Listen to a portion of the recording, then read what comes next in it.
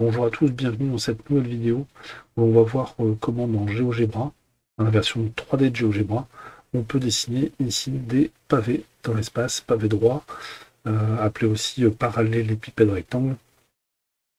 Donc voilà ce qu'on va essayer de dessiner aujourd'hui dans GeoGebra, tout simplement. Alors, pour pouvoir commencer, il faut évidemment arriver sur le site de GeoGebra. Voici le site de GeoGebra. Et sur le site GeoGebra, vous avez ici le lien vers la calculatrice 3D.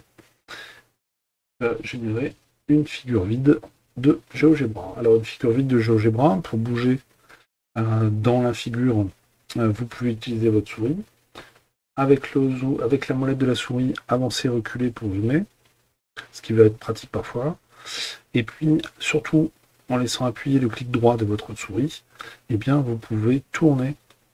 Donc si vous laissez appuyer le clic droit de votre souris, vous pouvez tourner autour de la figure et regarder votre figure dans tous les sens. Évidemment, on peut imaginer donc cette figure, un plat, ici pour faire la géométrie plane, dans le blanc, avec les deux axes, l'axe rouge, l'axe abscisse, et l'axe vert, l'axe des ordonnées. Si on rajoute cet axe bleu, eh bien, ça donne un repère en 3 dimensions. Alors, on peut faire afficher, c'est souvent pratique, la grille, qui permet d'avoir une sorte de repère quadrillé dans le plan gris ici. Et ça va nous aider à construire un pavé droit. Alors, les outils, on ne va pas trop utiliser les outils algèbre aujourd'hui, on va plutôt utiliser les outils de création d'images de GeoGebra. Il y en a très peu ici, c'est les basiques, vraiment les basiques, mais il faut savoir qu'on a beaucoup plus, quand on clique sur plus, on a beaucoup d'outils pour dessiner en 3 dimensions des choses qui peuvent être très compliquées.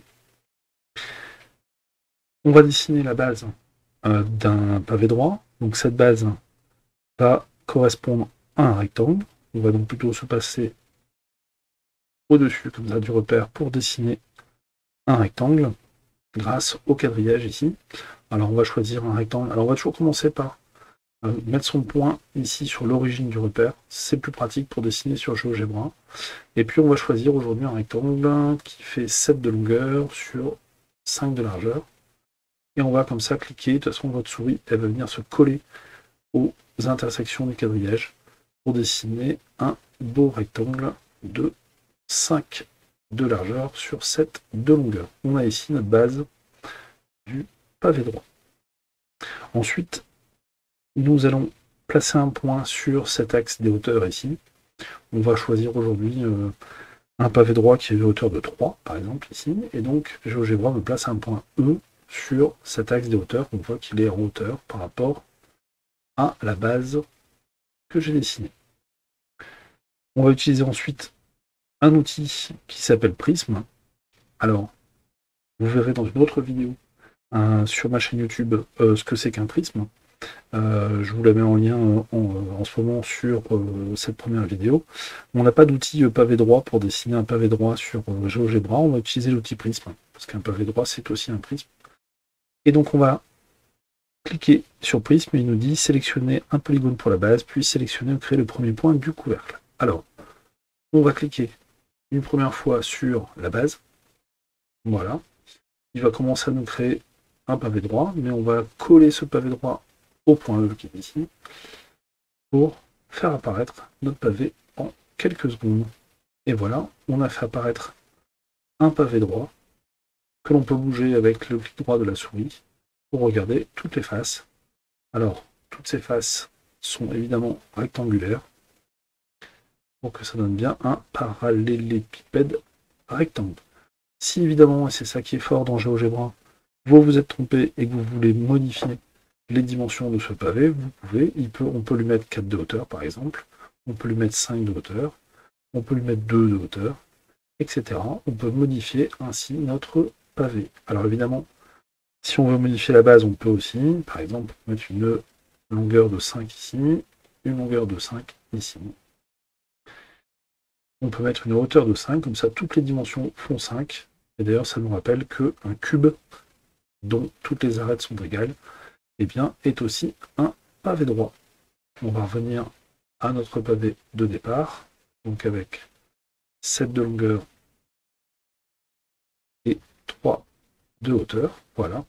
On a ici un pavé droit. On peut demander à GeoGebra, c'est ça qui est fort, de nous construire le patron de ce pavé droit. Voilà le patron.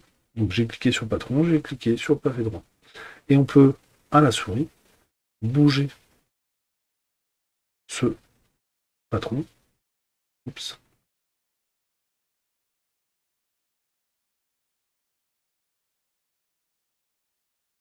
Et on peut donc, à la souris, bouger ce patron. On clique bien sur déplacer. Et avec un clic gauche de la souris, bouger le patron pour venir se coller au pavé droit. C'est ça qui est très fort aussi dans GeoGebra, c'est être capable de générer les patrons des solides. Donc là, c'est avec le clic gauche de la souris. Ce patron, évidemment, on peut le supprimer. Pour que ce soit plus propre, on peut enlever les axes, enlever le plan, enlever la grille, et avoir ainsi un pavé droit très joli. Je rappelle aussi que on peut faire calculer à GeoGebra le volume de ce pavé. Alors je rappelle qu'il faisait 5 et 7 à la base, 5 x 7, 35. 35 multiplié par 3, normalement, on devrait avoir un volume de 105. Si je clique sur volume et si je clique sur ma figure, eh bien, j'ai ainsi un volume ici de à peu près 105.